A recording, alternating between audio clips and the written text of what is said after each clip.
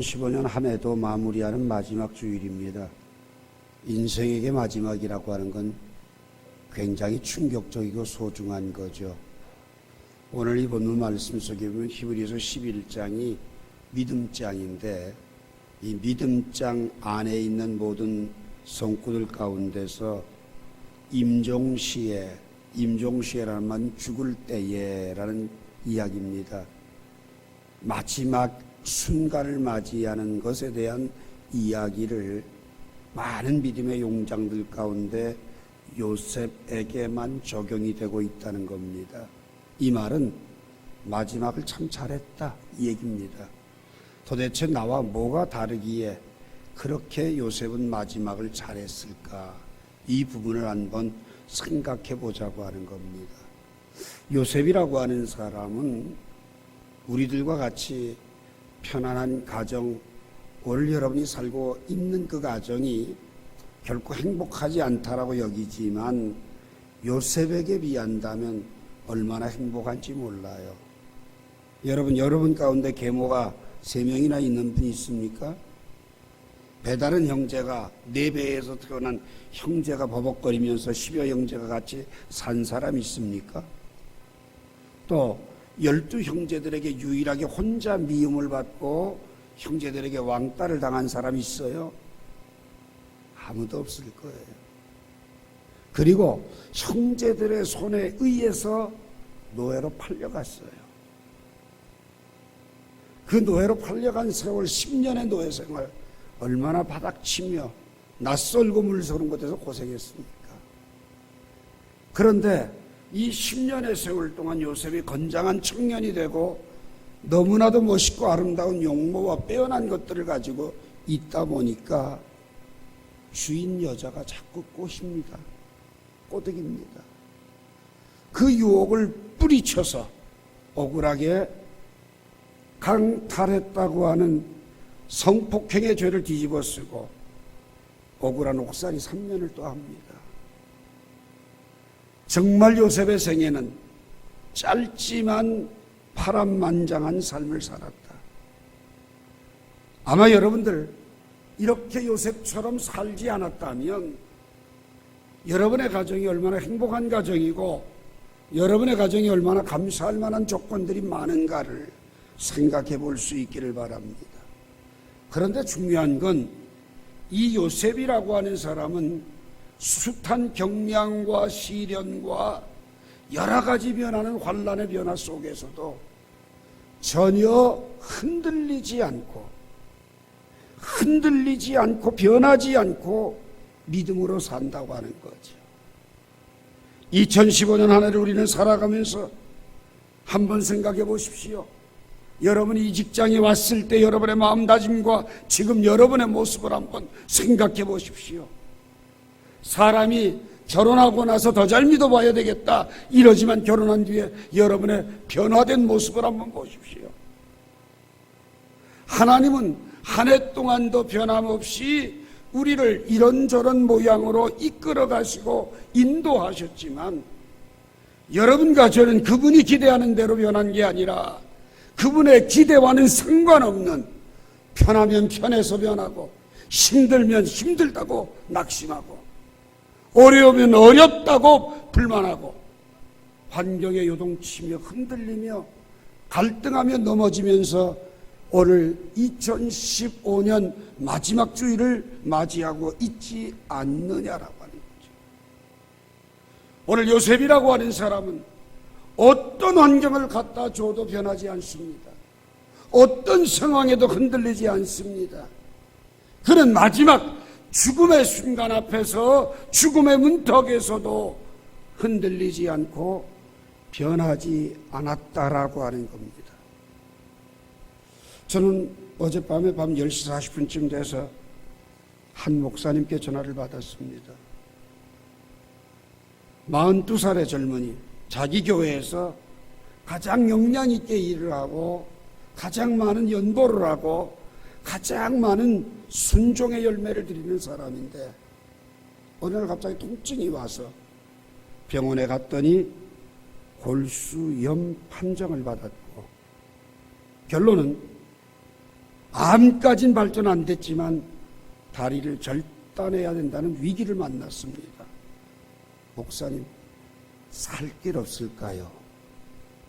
참 저는 거기에서 얼마나 목사님께 사랑을 받는 사람이면 살 길 없을까요? 라는 물음을 저한테 던졌겠는가라는 생각을 하면서 한 20-30분 동안 진지한 대화를 나누었습니다. 참 그러면서 제가 느끼는 게 한 가지가 있습니다. 만약 여러분과 제가 죽을 병이 든다면 우리는 과연 흔들리지 않을까?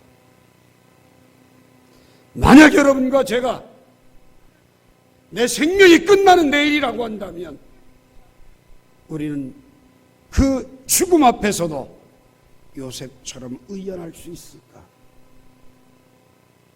이게 2015년 마지막 주일 여러분과 제가 고민해보고자 하는 메시지의 내용들입니다. 오늘 22절 말씀을 함께 다시 한번 생각하면서 읽어보도록 합시다. 믿음으로 요셉은 임종시에 이스라엘 자손들이 떠날 것을 말하고 또 자기 뼈를 위하여 명하였으니. 자, 여러분, 사람이 숨이 끊어지는 순간, 마지막 순간 회한이 밀려올 것이고 자손들에게 부탁하고 싶은 것들이 많이 있었을 텐데 제일 먼저 그는 뭐라고 그러냐? 우리 모든 자손들은 지금 편하고 안주하고 살만한 이곳이지만 여기에 있지 말고 여기에서 떠나라는 겁니다. 여긴 너희가 살 곳이 아니라. 이걸 좋은 표현으로 한다면 비전을 지닌 사람이다라고 이야기할 수 있어요.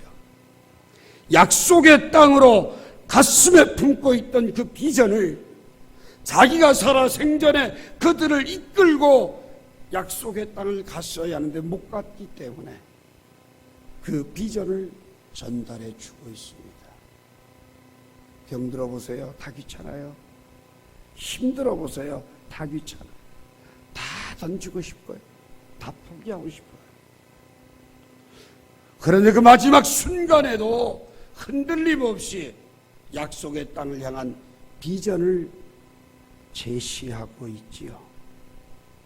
창세기 37장 5절 이하에 보게 되면 요셉은 곡식단의 꿈도 꿨고 별들이 절하는 꿈도 꿨습니다. 꿈 지나가면 끝이죠.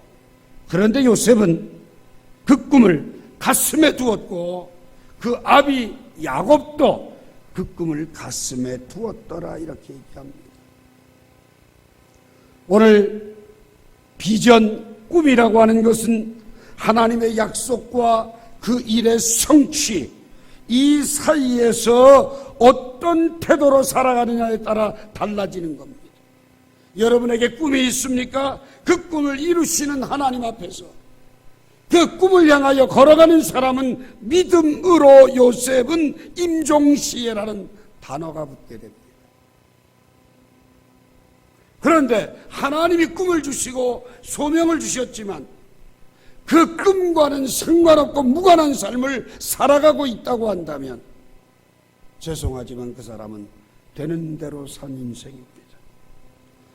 2015년 송년주일을 맞이하는 성신교회 성도 여러분들, 여러분과 저의 마지막 인생의 순간에 믿음으로 요셉처럼 믿음으로 산 사람이라고 하는 글자가 묘비에 새겨질 수 있고 후손들에게 그것을 말해줄 수 있고 그 모든 것들을 증거해 줄 수 있는 삶의 모습이 되기를 주님의 이름으로 축복합니다.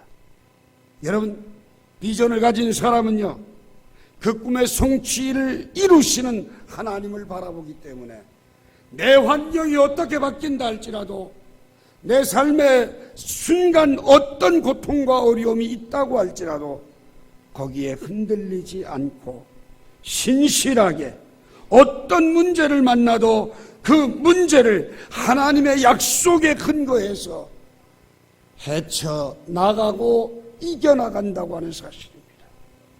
그러나 비전이 없는 사람은 문제를 만나게 되면 왜 하나님은 나에게 이런 고난을 주시느냐고 원망과 낙담만 자리 잡게 되는 거죠. 내가 믿는 하나님이 신실한 하나님이라고 믿으십니까? 한번 약속을 하시면 꼭 이루시는 하나님이라는 것을 믿으십니까? 너희 안에서 착한 일을 시작하시니가 그리스도 예수의 날까지 이루신다는 사실을 확실하게 믿었던 요셉은 어떤 역경 속에서도, 어떤 환난 속에서도, 어떤 고통 속에서도 주저하지 않고 묵묵히 그 길을 걸어갔다라고 하는 겁니다.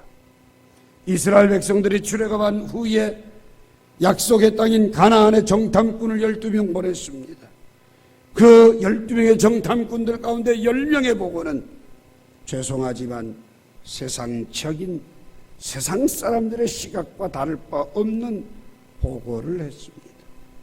그러나 여호수아와 갈렙은 하나님께서 우리에게 그 땅의 열매를 보여주셨고, 아낙 사람들은 크고 장대할지라도 그 땅은 하나님이 우리에게 약속한 땅이니 취하자 능히 이기리라고 선포하는 것을 보게 됩니다.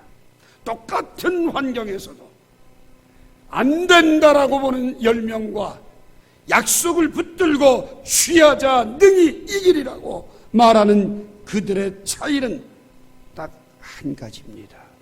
비전을 가졌느냐 안 가졌느냐의 차이입니다.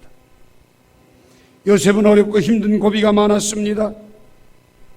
아까도 말씀드렸습니다마는 형들에게 노예로 팔려간 노예살이 집에서 조금 인정받고 살만한가 했더니 억울한 누명 뒤집어 쓰고 옥살이 하게 되고, 그 옥살이를 하지만 그 옥살이 속에서 도와줬던 관리 가운데 하나가 꿈을 꾸어 복직이 될 때에 당신은 나를 잊지 마소서, 내가 결코 이곳에 들어올 죄를 짓지 않았다고 할지라도 하나님은 그 술 맡은 관원장의 머릿속에서 그 생각을 지워버리셨던 것을 우리는 보게 됩니다. 오늘 여러분 여기에서 한 가지 이해합시다. 하나님은요, 상대방의 머릿속에 있는 것까지도 지우시면서 요셉을 쓰기 위해서, 비전의 사람의 자리에 서게 하기 위해서 치밀하게 간섭하고 계신다고 하는 사실입니다. 오늘 여러분 숨을 거두는 마지막 순간 자기의 살아온 삶을 정리하면서 위대한 교훈을 비전으로 남길 수 있었던 것도 그의 가슴 속에 지금껏 살아왔던 삶의 모습을 보여주고 있었다는 겁니다. 요셉이라고 하는 사람에게 있어서 우리가 가장 특징적으로 이야기한다면 창세기 39장 2절과 3절과 5절과 21절 말씀 이하를 쭉 보게 되면 하나님이 요셉과 함께 하심으로 형통케 하였다. 하나님께서 그 집에 요셉을 위하여 복을 주었다. 이렇게 기록을 하고 있습니다. 오늘 이 시간 요셉이라고 하는 사람 한 사람이 움직이는 곳마다 요셉 때문에 그 주변 사람들이 복을 받고 그 주변이 아름답게 되어지고 복되게 되어졌다라고 하는 겁니다.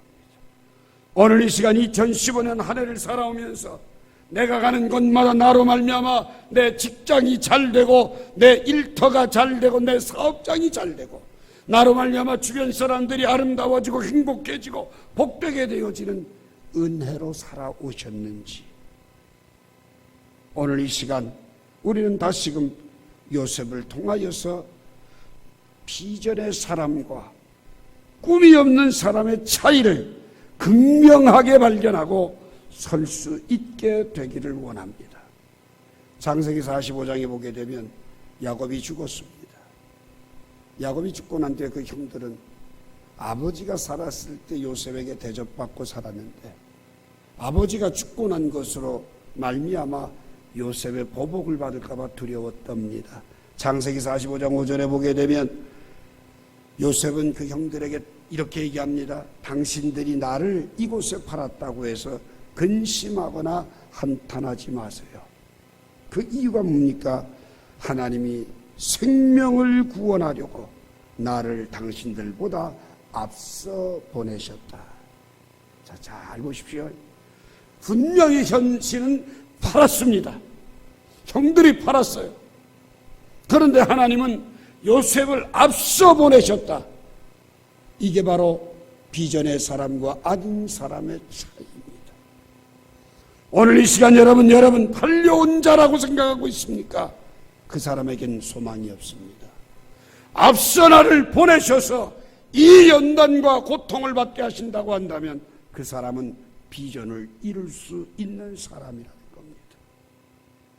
오늘 이 시간 여러분과 제가 한 해 동안 출렁거리는 세파 속에서 흔들리고 좌절하고 낙심하고 눈물을 흘리고 아픈 가슴을 쓸어안고 한탄했지만 거기엔 하나님의 섬세한 손길이 같이 있다는 사실을 꼭 기억하시고 요셉처럼 믿음으로 사는 비전의 사람이 되기를 주의 이름으로 축원합니다.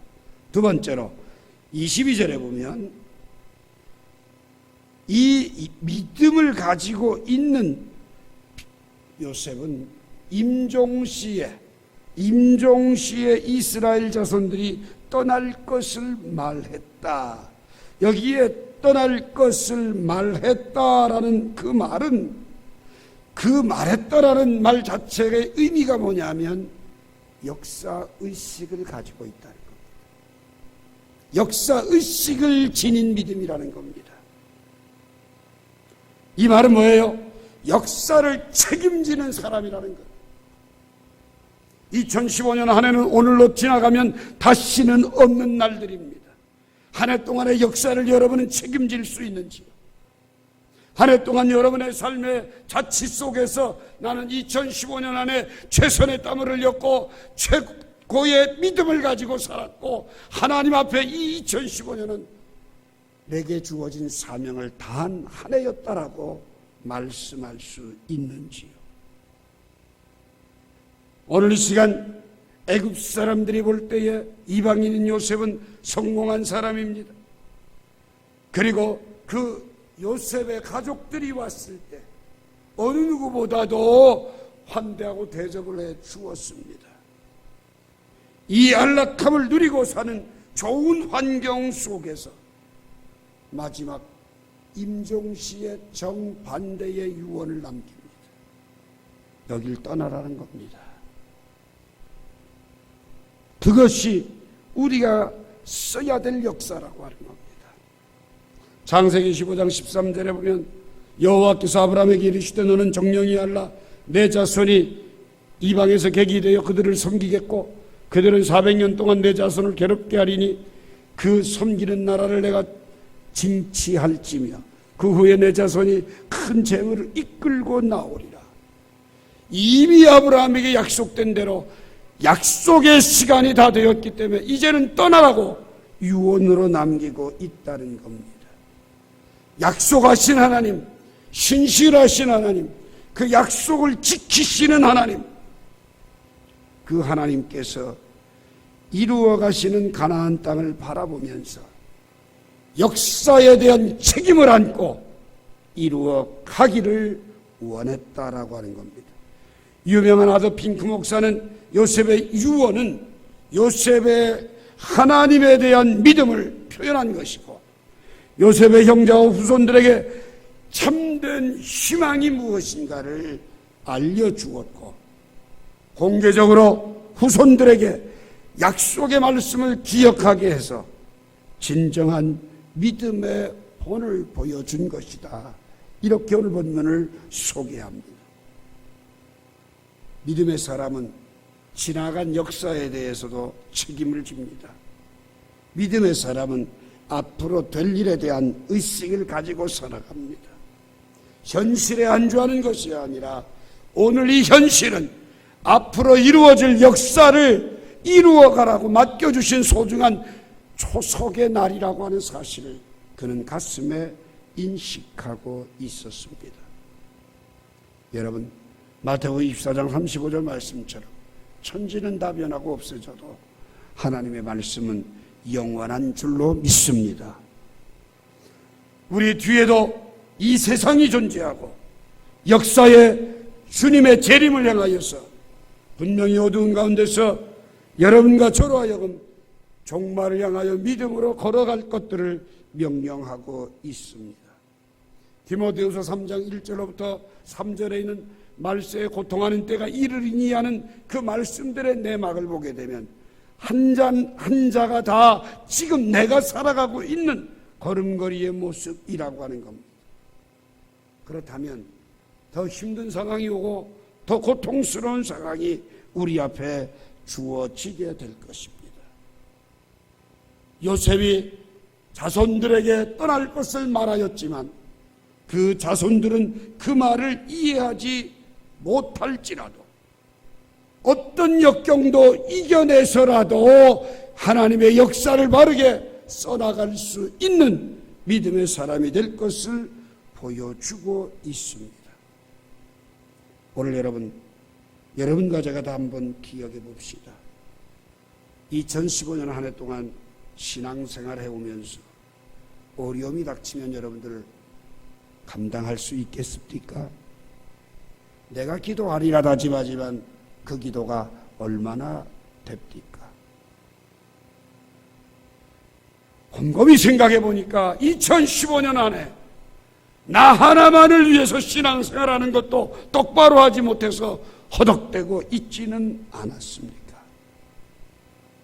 오늘 여러분, 진정 우리가 머물러야 될 곳이 어디인지, 희망의 나라를 향하여 고난을 이기고 믿음으로 승리하기 위해서 하나님의 비전을 선포하고 오늘의 안일함보다는 다가올 때를 위해서 영적인 훈련을 통하여서 한 걸음 한 걸음 나만을 위한 것이 아니라 재림하실 주님을 맞이할 수 있는 준비로서 내 자신을 다듬어 갈 수 있는 사람, 그것이 바로 역사의식을 지닌 사람입니다. 오늘 이 시간 여러분과 제가 역사의식을 가지고 이 하루를 출발할 수 있는 복된 은혜가 있기를 주의 이름으로 부탁합니다. 마지막으로 또 자기 뼈를 위하여 명하였으며 자기 뼈를 위해서 명했다. 어떻게 보면 요셉은 자기 자신을 위해서 그 뼈야 굳이 가져가야 할 필요가 없지요. 이스라엘이라는 공동체가 살아가기 위해서 젖과 꿀이 흐르는 가나안 땅으로 가기 위해서 부탁을 하는 이야기입니다. 내 뼈를, 내 유해를 가지고 가라고요. 그래서 출애굽한 이스라엘 민족들은 요셉의 유해를 가장 먼저 가슴에 안고 애굽 땅을 나왔다라고 하는 사실이죠. 공동체를 위해서 자기의 뼈를 그곳에 묻어줄 것을 부탁하고 있는 겁니다. 진정 요셉이 자기를 생각했다면 애굽에다가 좋은 자리에, 왕족이 있는 자리에, 정말 명당에다가 자리 잡아 얼마든지 안치할 수 있는데 그리하지 않았다는 거죠. 창세기 50장 24절에 보면 요셉이 그 형제들에게 이르되 나는 죽으나 하나님이 너희를 권고하시고 너를 이 땅에서 인도하여 내사 아브라함과 이삭과 야곱에게 맹세하신 땅에 이르게 하신다라는 유언을 했습니다. 그리고 25절에 보게 되면 요셉이 또 이스라엘 자손에게 맹세시켜 이르기를 하나님이 정녕 너희를 권고하시리니 너희는 여기서 해골을 메고 올라가겠다 하라. 이렇게 고백시키고 있는 것을 보게 됩니다. 오늘 여러분, 여기에서 여러분과 제가 다시 한번 기억합시다. 하나님의 사람, 믿음의 사람은 나보다 먼저 공동체를 생각한다고.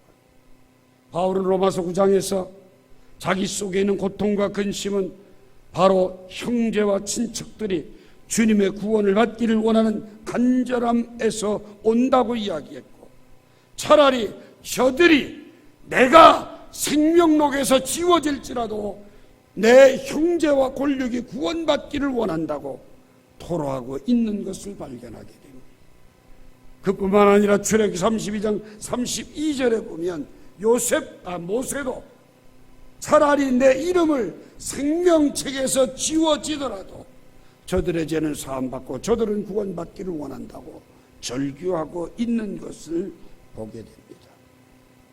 오늘 여러분, 내가 복을 받고 내 자녀들이 잘 되는 것 잘못된 건 아닙니다. 그러나 믿음이라고 하는 것은 하나님의 뜻을 바라보는 거고 하나님이 무엇을 원하며 어떻게 살아야 될지에 대한 그 뜻을 내가 수용하는 게 바로 믿음입니다. 요셉은 일생 자신만을 위해 산 사람이 아니라 자신을 통해 만민이 구원을 얻는 그 놀라운 역사를 바라보기를 원했다고 하는 겁니다. 느헤미야도 아닥사스다 왕 밑에서 술 맡은 관원장으로 안락한 생활을 누릴 수 있었지만 민족이 어려움을 당하니까 슬퍼하며 금식하며 기도하고 그 안락의 자리를 박차고 오히려 공동체를 위해 헌신하는 자리로 나아간 것을 보게 됩니다. 모세도 오늘 히브리서 11장 말씀에 보게 되면 그는 정말 24절과 25절에 보면 바로 공주의 아들이라고 하는 치감받기를 거절하고 잠시의 낙보다는 하나님의 백성과 함께 고난받는 것을 더 소중히 여긴 사람이라고 말하고 있습니다. 예수 그리스도를 구주로 영접하는 일은 개인적인 결단이요 역사입니다. 그러나 예수 그리스도를 영접한 그 순간 우리 모두는 다 천국 시민이요 하나님 나라의 공동체가 됩니다.